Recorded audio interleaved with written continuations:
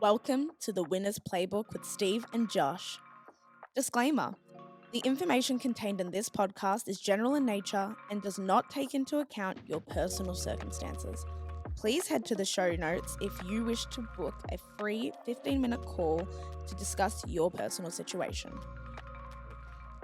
Welcome back, guys, to the Winner's Playbook. I'm Steve Sloan. I'm here with Josh. Josh, how are you going this Good, week? mate. Keeping busy. I'm alive in this crazy world that we're living in at the moment. As I always say, there's plenty on the go, plenty happening, plenty keeping us busy. But how's your week been? Good, mate. Look, as we roll down the weeks to Christmas, there's just plenty to pack in, right? Whether it's family, business, or whatever it may be, you've got to try and free up as much time as possible to get everything done, because before you know it, we'll be there. Yeah, and we obviously had that public holiday down here in Melbourne for some strange reason for Melbourne Cup Day. Did you back a winner, Steve, or you tend to steer away from the horses? Me and horse racing don't quite mix. I think I'm probably the most unlucky punter there is going around. So it's effectively just giving the money away to the bookies is what I do every Melbourne Cup Day. Yeah. Never fun. But on that matter, mate, on that topic that we're going to discuss today, your mindset around money, and is your mindset keeping you poor? I know you've got a fair bit to talk about in this particular topic, because I see you on TikTok talking about it quite a bit. Mm-hmm. What's your take on your mindset and how that impacts your ability with money? Yeah, we're going to struggle to keep this for a brief chat. I think this could be a really long one. But talking to that point, 100% your mindset could be keeping you poor, because I'm sure you've seen it. I've seen plenty of clients that have approached me for help. They're amazing. They're making amazing money. But they're not making the most of the situation, and they don't really have that much to show behind that money as well. When you look behind the scenes, and we obviously see what they're earning, but then what their personal balance sheet, let's call it, looks like. So how much assets they've got, what loans they've got. Like, I've seen some horrific cases of people earning $400,000-$500,000 plus a year and not having much to show behind it, which is a big part of that would be your mindset, and I think that kind of feeds into a lot of things, decision making, what you do with your own life and lifestyle as well. So I think we can talk to this point huge, and I'm sure you've seen a bit of that on your side of things as well, Steve. Yeah, mate. And look, what like if you and I see a lot of clients, and we see this a lot, unfortunately, whether it's the mindset of negative mindset to start making money is one side I find a lot, and secondly, as you just said, you're making money, but you're just dealing with it completely the wrong way. Yeah. If you could nail it down to three sort of major, because there's probably a number of things we talk about here, but the three major key reasons why we're seeing that. What do you think? What do you think your three majors are? Oh God, in these days, I think one of them would. Well, I think it would come down to, first of all, your upbringing and who you surround yourself with is a big one. I think that's one that can definitely have. That's probably one of the biggest ones that will affect people. Is how was your upbringing? How were your parents around money?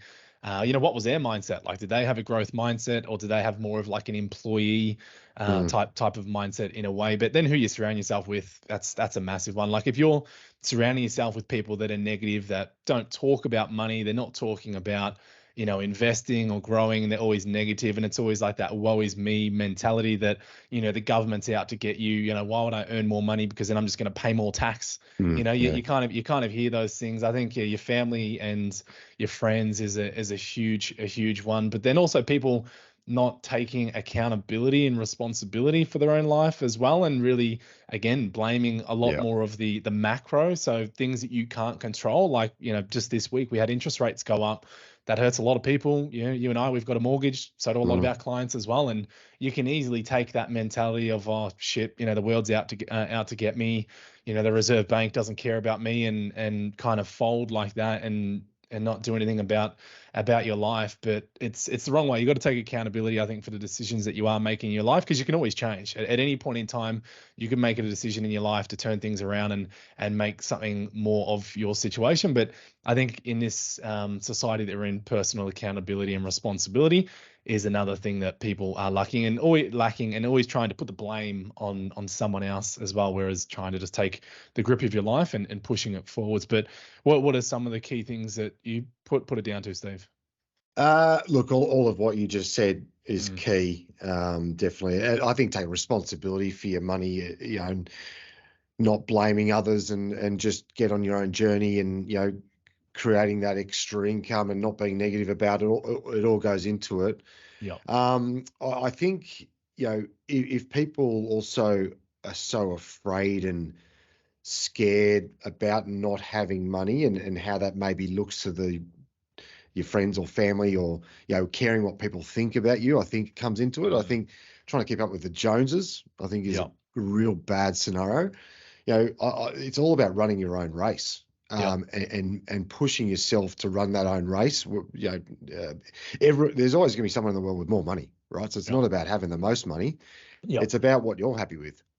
And I think people have got to give it a swing and give it a crack, and as you said before, not blame others, but just be positive about it and not be afraid to sometimes get a little bit wrong if whatever you might be doing, but just give it a swing. We're not going to get anywhere in this world if we don't give it a go.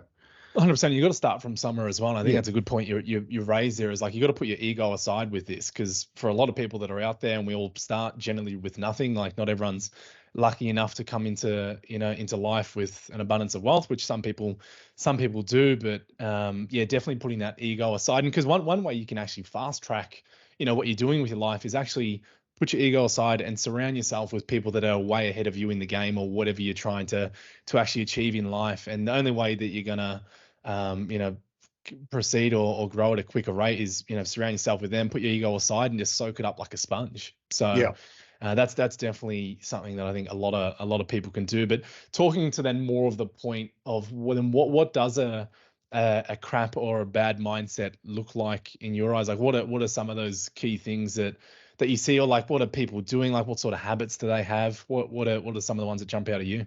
Yeah, like always blaming something, like I'm too busy, or I've got too much on. I've got my family's doing, like, it's always something. Every year there's a new issue. Have you ever met someone that's is always too busy? Have you ever met someone that's that busy they can't do anything? Never. Not in my entire life have I ever. I deal with some very, very busy people, as you do, very busy CEOs of companies. They always find the time to do it. I myself have got a busy job, and I've got a family. I always find the time. There's never the excuses are probably the main thing. I think clearly this conversation's past the point of being able to save money. You've got to be able to save money. You've got to be able to know when to rein it in and save money. And so this conversation is for definitely those people that know how to do that. But if you can't get past the negative thoughts around how to grow wealth and all that type of jazz, then you're really going to be up against it. But I think, as you said before, there's a way to change it. So if you're here listening to this today and you haven't been good at this in terms of getting a positive mindset for money, what are some things that people can do to turn around? Yeah. I think one thing just to raise as well is, particularly like we were saying earlier, people with money doesn't necessarily mean they're going to have a great mindset. And one thing to always look out for is the one I really see with high income earners is your lifestyle creep. Just to go on a side note there is, the more money you tend to earn, your lifestyle tends to adjust up with that as well. And if you don't have the right mindset or the right framework, earning more money is not going to solve the problem whatsoever. So again, it goes all back to your mindset. But in terms of, what are some of the things that you can do, or how do you develop a winner's mindset or a better mindset? I'd say definitely you want to be laser focused. So focusing on the few, not the many, not trying to cast your net too far out there. And I guess, we can even say it in relation to like what we're doing with Link Wealth Group and the businesses that we're involved in, Steve. Like we're talking and always looking at new opportunities, but we're never going to try and pivot into something that we don't know, which is way out of our, knowledge or whatever you want to call it. So not trying to, we're not going to become a tech startup overnight or anything like that. But I think a lot of what people do these days is they have that sort of shiny mentality where they try to just keep chasing that next best thing and don't just focus on what they're maybe good at in the first place, and maybe something that they could develop into a good business or make a lot of money out of, which could be their job or whatever it may be. And they're always just chasing that next best pay rise or something, whereas they might be in a really good company that's got a great trajectory and they're just completely blind to it. So I think getting really laser focused and taking a back step to that is, figure out first of all what you want in life and then get laser focused on it. Always showing up. I guess, the mindset one is and I guess you can call that a bit of discipline as well. Discipline, I think, definitely comes into it. And then when things go wrong, well, then, what do you do? How do you deal with it? How do you pick yourself back up, get back on the on tracks? And yeah, I could keep talking to that, Steve, but I'll throw it to you. What about like discipline? How do you think you sort of develop that mindset? How do you sort of start, and how do you build that muscle in a way, which I think it is a bit of a muscle in a way. Yeah, it is. I think if you don't have it and you want to get there, I think, as you said, like definitely talking to people that are there and how they got there. Like take all their information and knowledge out of them. Like get a mentor that has been and done that and got through it. I think that's a good first step for people to get on the journey and hear it from someone else. There's plenty of people out there that are happy to share their views on how they've turned things around and got their head space in the right space, to make things happen. Clearly, I think when I look back the last 10, 15 years, I've had lots of friends and stuff trying to start businesses, hasn't worked. Clients, same thing, and I look at what is the attributes. Clearly, you've got to commit to a lot of hard work, like just get your hands real dirty, commit 100% and total commitment. Doesn't matter what happens, the ups and downs, sideways movements. Nothing is easy in life, especially when it comes to making money and doing business. It's as simple as that. And get ready for the knocks and just punch through it. Have that positive attitude to, whatever comes at me, I'm just going to keep rolling. And that's how you get on that journey. And start small. It doesn't matter. It doesn't matter if you're at zero. Just start. And then it's amazing what that compounding effect does to your mindset and your money.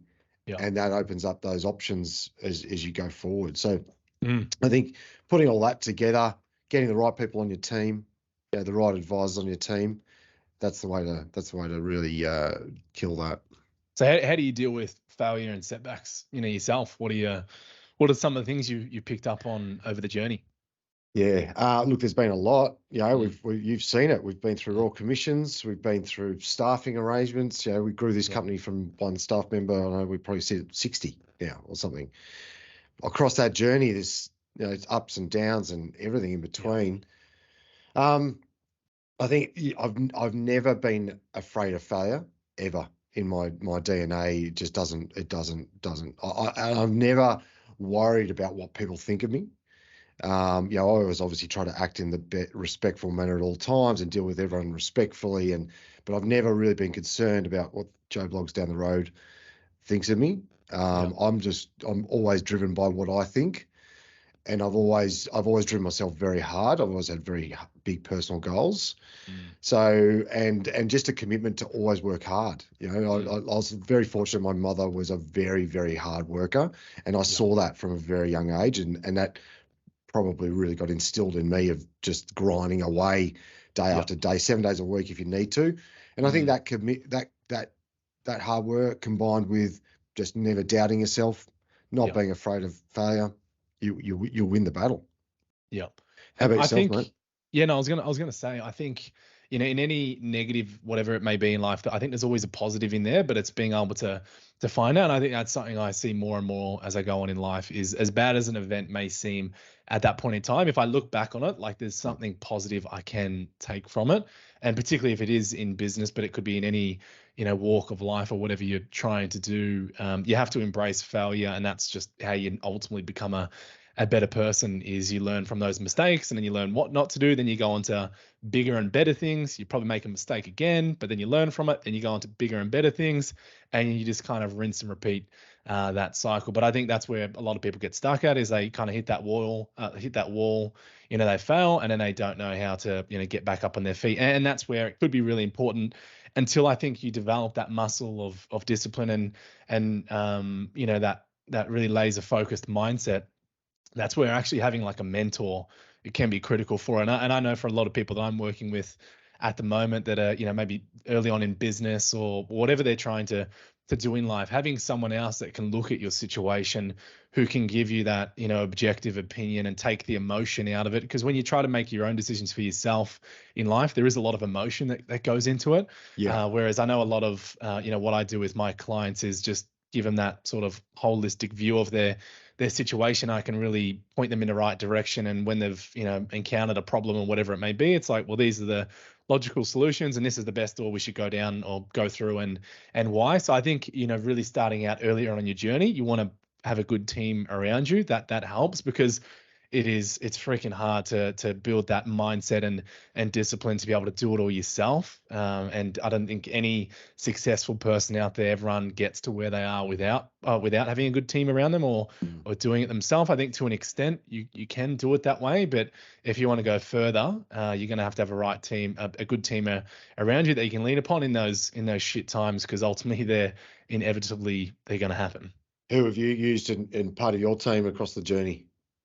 Yeah, I think so. Some of mine, I guess, I've a lot of, I suppose, older people I've come across, particularly in the advice industry earlier on, like had some influential people that weren't actually really in advice, like in accounting and things like that, who had been, higher up in businesses, like CFOs in some listed companies, and was always fascinated by that. But I guess my story as well, quite interesting. Like I didn't have any role models or anything like that earlier on in life. Like you said, your mum was a really, really hard worker, but I didn't come from any of that. And it's probably is a bit of a grit that I think I don't know if you have it born in you or not, or, I think everyone's got that fire in them, but I think a lot of what I did in life sort of found my own way, in a way, by sort of crashing and building back up, and then kind of figured it out along the journey. And I think a lot of things when you're pushing at that rate can happen for a reason. Even talking to, financial advice, and, before I joined Link Wealth Group and obviously became an owner a few years after that, I'd been in advice for a few years and were at some practices and thought the industry wasn't for me, because it wasn't what I expected financial advice to be. But then obviously came to Link Wealth Group, of which was your business, and, was shown the possibilities of where it could all be. So I don't think there's any one person I've ever had in my life, but I think there's snippets that, like, even from yourself, other key people that I've met across the journey, and you take bits and pieces from them, so to speak. So I don't think I could nail it down to one person, but I've taken a lot from a lot of different people and what they've failed at or what they've done good at. And I think that's definitely really helped me. It was just taking the best bits out of the best people, right? And pull it all together. It's funny, this concept of if you're born with it or not. I think it's one that I think about a lot, and I'm not sure anyone will ever know. Yeah. But it does come up, and if you're born with those attributes, that just to fight, just to fight hard, and determination, and I think you're right. I think everyone has it in them. It's just how do you get it out of them is the part. And it's probably a part that everyone has to work out individually. I think you and I are probably fortunate we worked out how to do that fairly early on. But for people that are listening to this going, right, how do I get that out of it? Like from my view, it probably is talking to as many people as you humanly can to work out your own system, right? Yeah. And I think, how do you develop, if we get to, how do you develop that mindset? Like spoken about, who you surround yourself with is crucial. Something I had to do earlier on in life was cut out a lot of people that were, I went through high school with, and had to really go through and make that selection in a way, which can kind of sound odd, and some people can listen to that and go, well, that, you sound like an idiot. But I had to cut out a lot of people in my life that weren't on the same course that I thought I was on at the time. So I think cutting out people, be really conscious of who you're surrounding yourself with, like positive people. But if you're going out, like if you've got these big aspirations and every weekend you're just going out and getting pissed and you're drinking at the pub and belching and farting around, like you're probably not going to get there. So cutting that out, be really conscious of who you're hanging around with, because that energy you get from then can kind of, like, if you're working hard Monday to Friday, but then on the weekends you let it go and you're around those people, they can just put you so behind the eight ball. So I think really conscious of who you're hanging around with, who you're surrounding yourself with, really developing a laser focused routine, whether that is having a mentor, regular catch ups, but even going further into it, one that definitely I would say has helped me hugely in terms of developing the mindset that I've got is like exercising. And like that for me is by far probably one of the biggest contributors to any success that I've had so far is I have to get up at 4 a.m. and I hit the gym. Like I have to do it. Not something like, it's not because I don't even think about it now. It's just like it's just this habit that happens. And if I don't do it though, I'm not me. So you got to find, and mind you, it's not going to be everyone getting up at 4 a.m. and for a walk. It could even be reading a book. I don't know, but exercise is a huge one, I think. What have you got to say there, Steve? Look, you're trying to show me up again on this podcast, but that's okay. I'm with it. But that's what I think. I think is like, find what it is for you. But I think everyone should definitely, if to have a healthy mind, you have to have a healthy body, in my opinion. Yeah. So totally. Regardless of whatever you're doing in your life, you have to be exercising. Yeah. Like it doesn't need to be a massive 1 hour, 2 hour gym session. It could be just a walk every morning or something like that to clear your head. But that all falls part of your routine. And for me, that's actually a big sort of like stress reliever in a way. I kind of think of it, it's kind of like a gas pipe. It tends to like build up every day, and then that's like my release, and then it gives me a clear head, and I don't come in, really tensed up. But I would say definitely start doing some exercise, because when you start feeling better about yourself and in your body, you don't have that in order, it's going to really make it hard for that mindset. So I definitely think you got to strengthen your body to be able to strengthen your mind. But what about you, Steve? I totally agree with that. I think if you're not in the right mindset, whether it's to do with money or business or whatever it may be, I think exercise is your starting point, right? Yeah. Exercise, get on that journey if you're not already, get the right people around you, the right mentors. Yep. That's 2 big ticket items that will really help you change that mindset, and just be willing to give it a red hot crack. Look, I totally agree. I probably don't do 4 a.m. wake up sessions, mate, when it comes to exercise. Yeah. But I exercise a lot, probably 5 times a week. I'll go for a run, and that greatly assists me. And I totally agree. It just changes your world, that exercise, and can really assist. But when it comes down to specifically money, mate, why do you think the mindset factor is so crucial when it comes to just the money factor? Yeah, well, I think it's, being disciplined and not then losing track or sight of where you're going. And that's where that mindset comes in, particularly for money. Because like when we're working with clients, we're planning not just 1 year down the road, like we're looking 5, 10 plus years down the road. And if you don't have that mindset and discipline to stay the course and stay the journey, you can easily peel off and jump onto something else. And that's what I think I see a lot of people do. And that's why you need to have that mindset, because when you start out, particularly on your financial journey, your wealth typically doesn't just go up in a mountain, like straight line. It doesn't happen like that. And particularly when you're just starting out investing, it's more about like just getting the money invested. Like you're not going to see the benefit of compound interest in the first year. Yeah. So you're not going to start seeing that until you're 5 or 10 years down the line. But if you don't have that mindset and commitment and discipline to stay on track, you can easily just verge off course, and then you just, in that repetitive cycle, you kind of just pedaling water, and you really never get anywhere. So I think everyone, to an extent, you need to have your mindset in order. And if you feel like you don't, well, then definitely you got to be leaning on some experts or finding a mentor or having those people around you that can keep you on course and can ultimately hold you accountable as well. So would you add anything more there, Steve? Yeah, look, I think that's where a good advisor can really step in, right? Like, I think our job a lot of the times is to keep people on that right track, give them a different perspective and different view. Because even the best people with the most positive mindsets have times where they go through and doubt, and that's okay. That's normal. Yeah. But I think it's having those people to call on to just check in on and get a second opinion or a third opinion and get you back on track.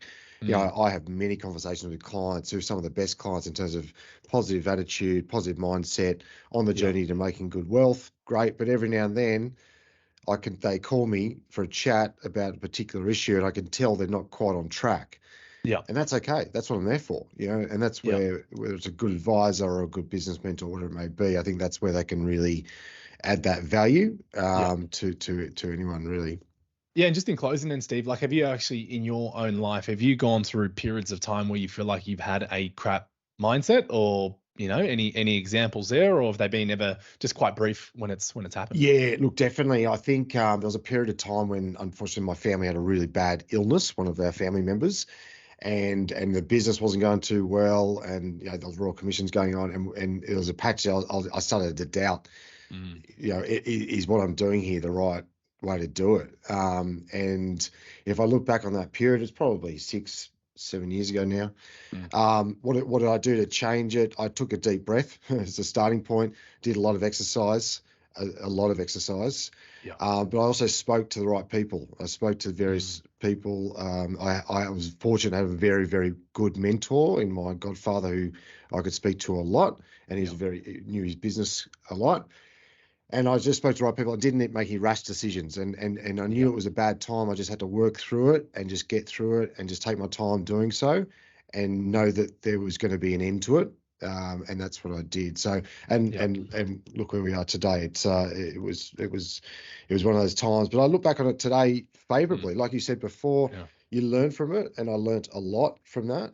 And I don't take it negatively. I just go, you know what, that was a really good, huge learning patch for me, and I think I'm a lot better person for it. Yeah, well, that's the thing. The bad times, they're not going to last forever. And like I said, something I just keep seeing more and more in life. When you look back at those harder times, you became a better person out the end of it. And that's what I think you have to do. You need to try and zoom out and not get caught in the day to day, and again try and keep focus of that longer term vision. So guys, I think that's going to be all we've got time for today. So really want to thank everyone that is listening.